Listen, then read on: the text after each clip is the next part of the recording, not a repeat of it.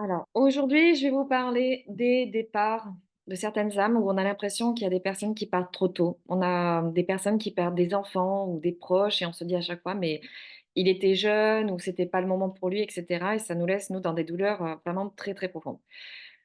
Il faut savoir que rien n'est lié au hasard. Ok, les accidents, le hasard n'existe pas. Il y a à chaque fois que des synchronicités et des chemins qu'a choisi l'âme. Et il se peut qu'il y ait des parcours d'âme qui peuvent être très courts. C'est-à-dire que l'âme, elle est venue expérimenter des choses sur terre et bah, parfois, il arrive qu'en un très court laps de temps, elle a déjà réalisé ce qu'elle était venue expérimenter. Donc c'est dur pour ceux qui restent parce qu'on ne le comprend pas, on se sent presque abandonné. Il y a des personnes qui disent: «Mais elle m'a abandonné» et cetera. Mais quand on aime suffisamment les personnes aussi, c'est accepter de leur rendre leur propre choix et leur propre liberté. Accepter les choix de l'âme de l'autre, même si ça a été un départ rapide, c'est aussi un acte d'amour. Et plus on envoie de l'amour en lui disant, en lui souhaitant d'être heureux là où il est, de continuer son chemin ailleurs, bah, plus on va retrouver cette paix intérieure et aussi on va les aider à se détacher de la matière. Parce que quand on a des âmes comme ça qui partent et qu'on se retrouve nous sur terre à les pleurer, à être dans la souffrance et cetera, on peut aussi les retenir et ça les empêche à eux d'avancer sur les plans où ils sont. D'accord?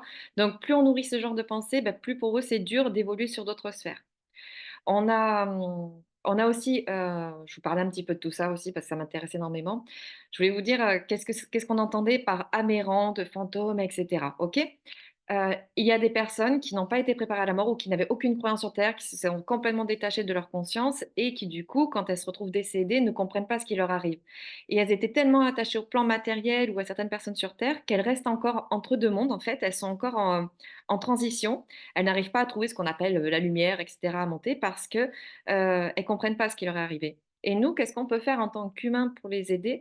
Beh, ne serait-ce que quand on leur parle, on n'a pas besoin d'être médium et cetera, enfin d'avoir on a tous ces dons-là en nous, hein, d'accord? Donc il suffit en fait de se poser, d'être tranquille, d'être un peu dans un état méditatif, de leur parler et de leur dire: «Tout est bon, tout est OK», de leur envoyer de la lumière en leur souhaitant, un bon voyage, en leur disant qu'elles peuvent partir, qu'elles peuvent se détacher de la matière et là, on va les aider à monter.